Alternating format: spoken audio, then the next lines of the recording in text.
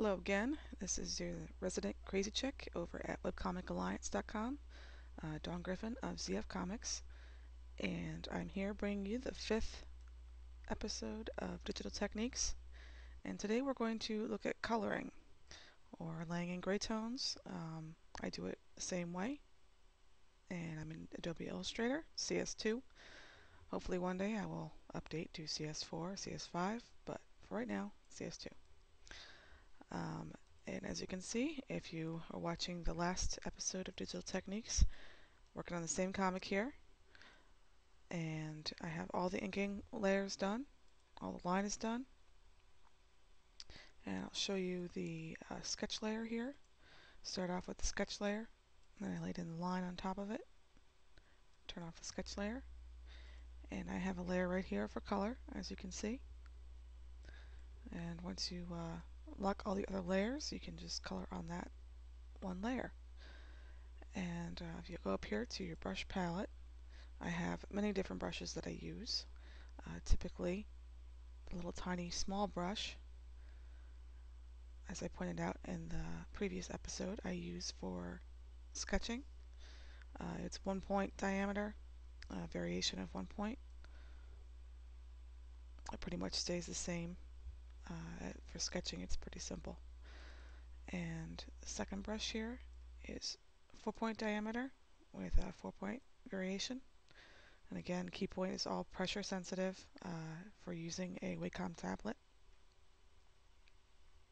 So this is what I use generally for inking, although sometimes I switch back to the very tiny brush here for adding smaller details. And this is the brush I tend to use for coloring. It's very thick. It's 8 point diameter, an 8 point variation, which means when I press down the hardest, it will be as thick as 8 point. And it can go down to 1 point or nothing at all, depending on how lightly I touch the screen. And again, all pressure sensitive, and you can see here I have a little bit of a calligraphy stroke, so depending on the angle of how I'm drawing, it can get thicker or thinner, much in the way using a fountain pen or a brush might work.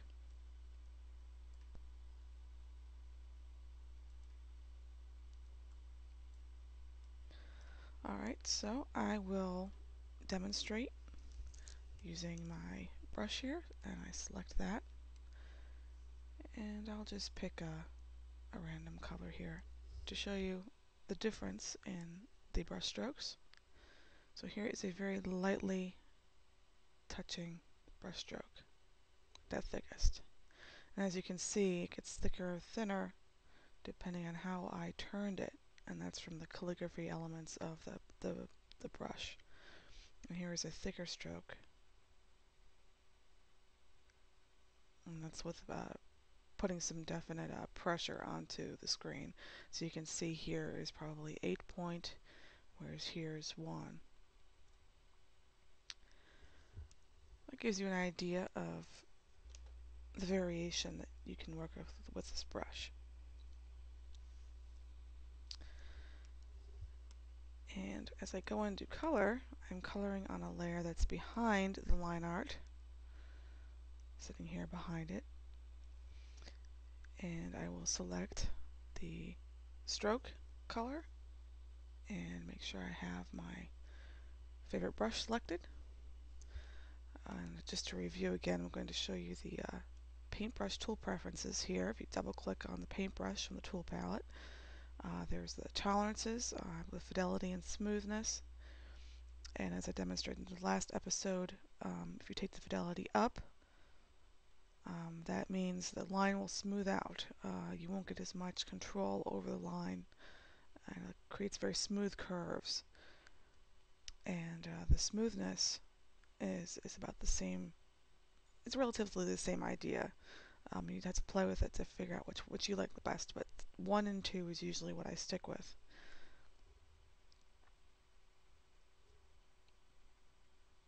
Alright, now I'm going to give you a little demonstration as I color in Zortboard here. And again, I use the pressure sensitivity to, in smaller spaces I press very lightly. As I get into bigger spaces where I want to color in a full area, I can press heavier and get it to color in quicker, as you can see right there. As I get into these lines, I'm pressing very lightly, as you can see. Now when I color, I lay in colors, the color areas very quickly, and I go back and add in. Obviously I colored over his eyes here, but I will go back in with white and color over them. It's all about time efficiency and getting these comics done as fast as I can. So with things like that, I don't worry about going all the way around everything perfectly until I'm done. Then I do final tweaks. As you can see, I can go in here and add in his eyes, and I just find that a lot easier than trying to work around it from the beginning. Color in his antenna.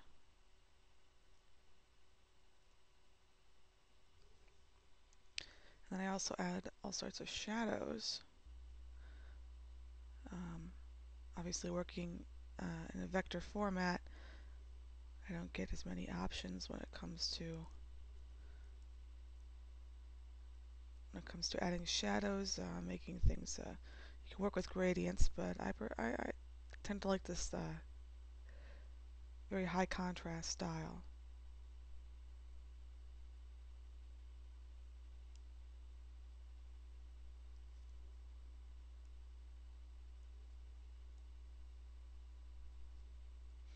And as you can see, my stylus actually has a button on it, which I set to be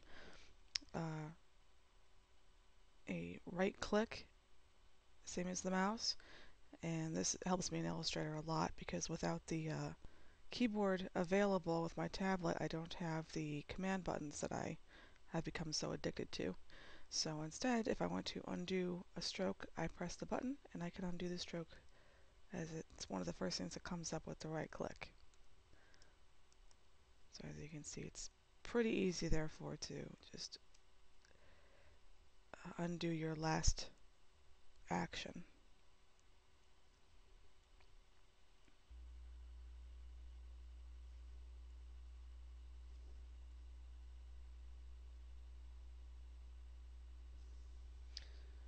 Okay, get his nose. There we are.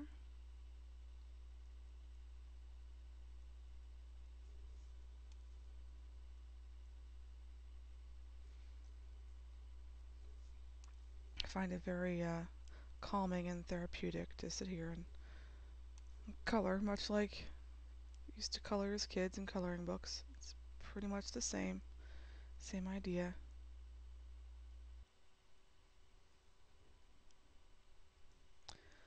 Alright, I will continue to color in this panel here, and you can listen to some music as I do so. So I will see you again in a little bit, and I'll speed this up for you so it goes quicker. Stay tuned.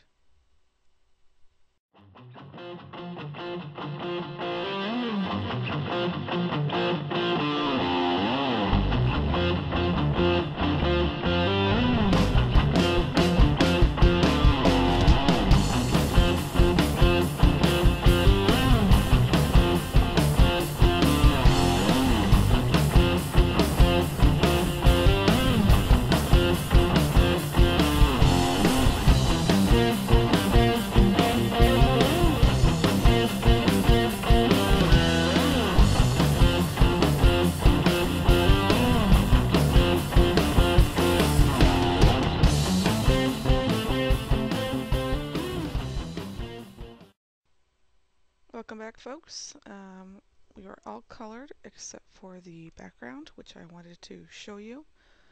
Sometimes I do use just big blocks of gradient in the backgrounds, so I wanted to show you how I do that in some circumstances.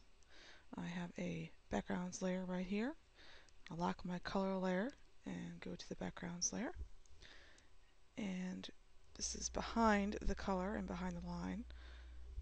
Draw a box here to start with, and I can change it to be whatever gradient I like. Might take some blue here.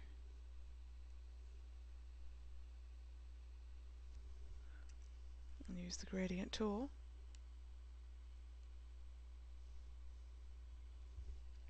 Something to keep in mind when you're doing this is if you do not color in areas because they're white, it will show through. So it's good to keep in mind. For instance, here in Fred's belly, if I brought that all the way down and I didn't have white coloring over this first, you'd be able to see through to the sky in the background. So it's good to keep in mind as you're drawing that you might want to color in the white areas. Sometimes it doesn't matter. Sometimes you might want to color it in. I can add different tones to that. If I wanted a little purple at the top, so if it was starting to go into sunset, I can do that as well. Just kind of play around with the colors until you get to a point that you like. Maybe here I want to actually bring in some green from the grass.